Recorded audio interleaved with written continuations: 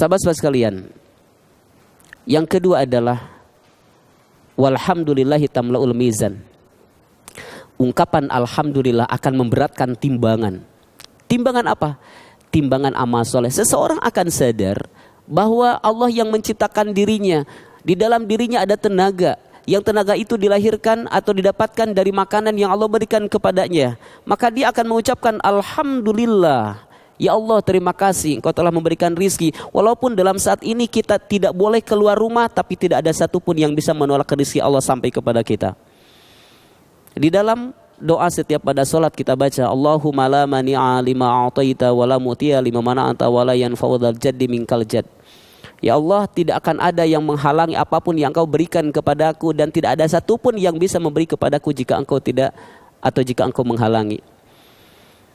Yakin bahwa ucapan alhamdulillah adalah merupakan power yang sangat luar biasa ketika kita menyadari semuanya adalah Allah yang memberikan. Lalu siapa yang menjadi keterlibatan Allah? Malaikat dan manusia, dan termasuk hewan-hewannya. Alhamdulillah.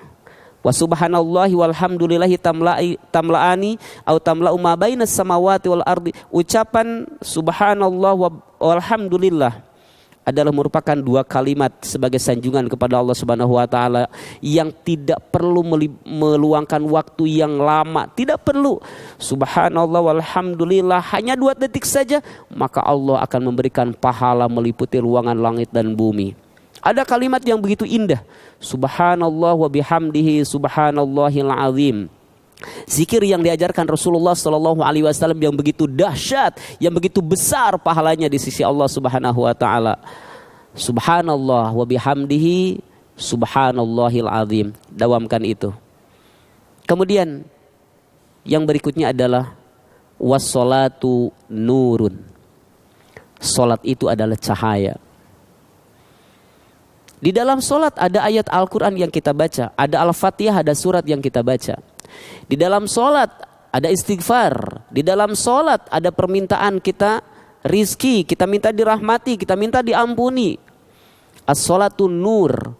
Maka sholat yang benar akan menjadikan lisannya terjaga. Sholat yang benar makin bersih hatinya.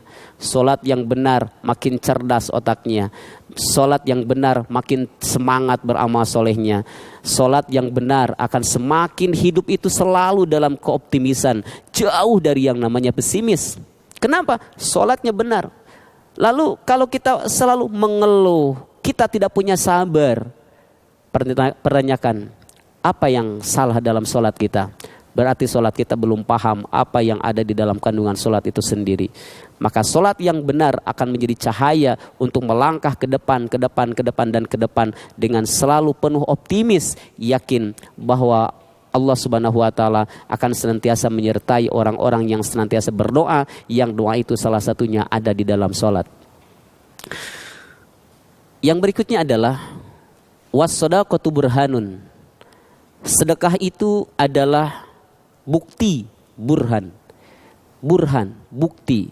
Artinya bahwa setelah kita melakukan ibadah spiritual kepada Allah Subhanahu wa taala, mari kita lihat sahabat-sahabat kita, saudara-saudara kita, buktikan ada amalan yang mesti kita lakukan, dan Allah sendiri yang memberikan rizkinya kepada kita semua. Apa yang disebut dengan sedekah? Sedekah itu berasal dari kata sodako, artinya apa? Membenarkan apa yang difirmankan Allah Subhanahu wa taala dan dicontohkan Rasulullah sallallahu alaihi wasallam. Maka Allah Subhanahu wa taala akan meringankan orang yang apabila meringankan urusan hamba-hamba yang lemah. Allah akan meringankan urusan hambanya selama hamba itu meringankan urusan hamba yang lain. Allah akan memudahkan urusan hambanya selama hambanya itu meringankan beban saudaranya yang lemah. Sahabat-sahabat sekalian, mudah-mudahan bermanfaat. Assalamualaikum warahmatullahi wabarakatuh.